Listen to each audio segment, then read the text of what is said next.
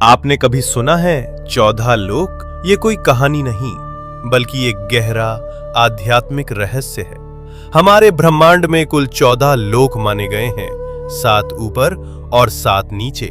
ऊपर के 7 लोक, इन लोकों में आत्मा ऊंचाई की ओर बढ़ती है, ज्ञान, शांति और मोक्ष की दिशा में। भूलोक, ये वो लोक है जहां हम सभी मनुष्य रहते हैं। इसे मृत्युलोक भी कहा जाता है क्योंकि यहाँ जन्म और मृत्यु का चक्र चलता रहता है। भूवरलोक, ये लोक भूलोक और स्वर्गलोक के बीच स्थित है। ये ऊर्जा रूपों का क्षेत्र है जो भौतिक और दिव्य लोकों को जोड़ता है। स्वर्गलोक, देवताओं का लोक, जहां इंद्र और अन्य देवता निवास करते हैं। अच्छे कर्म करने वालों को मृत्यु के बाद इसी लोक में स्थान मिलता है, जहां सुख, संपत्ति और आनंद की अनुभूति होती है। महरलोक, ये दिव्य ऋषियों, तपस्वियों और महान आत्माओं का निवास स्थान है, जहां वशिष्ठ और विश्वामित्र जैसे महान ऋषि तपस्या करते हैं। जनलोक, इस लोक में वे आत्माएं निवास करती हैं जिन्होंने ज्ञान और ध्यान में परम सिद्धि प्राप्त की होती है।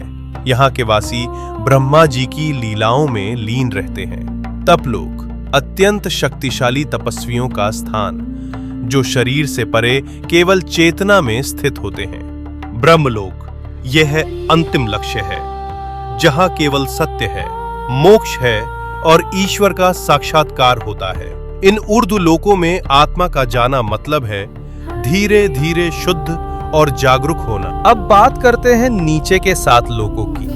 यहाँ भोग, मोह और भ्रम ज्यादा होता है। अतल लोक, राक्षसों और मायावी शक्तियों का घर। वितल लोक, जहाँ कामनाएं और भोग हावी रहते हैं। सुतल लोक, राजा बलि का लोक। वे दानवीर थे, लेकिन उनमें अहंकार भी था। रसातल लोक, जहाँ भ्रम, लालच और अज्ञान का घना अंधेरा है।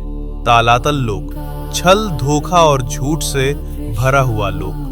महातल लोक, जहां अंधकार और अहंकार का बोलबाला है। पाताल लोक, सबसे नीचे का लोक, तामसिक ऊर्जा और इच्छाओं का केंद्र। लेकिन इन सब का मतलब सिर्फ बाहरी दुनिया नहीं है। ये 7 लोक हमारे भीतर की नकारात्मक सोच और कमजोरियों का प्रतीक हैं। तो जब हम सच्चाई, भक्ति और सेवा में लगते हैं, हम ऊपर के लोकों से जुड़ते हैं, और जब हम लालच, मोह और गुस्से में फंसते हैं, हम नीचे गिरते हैं। सोच बदलो, लोक बदल जाएगा।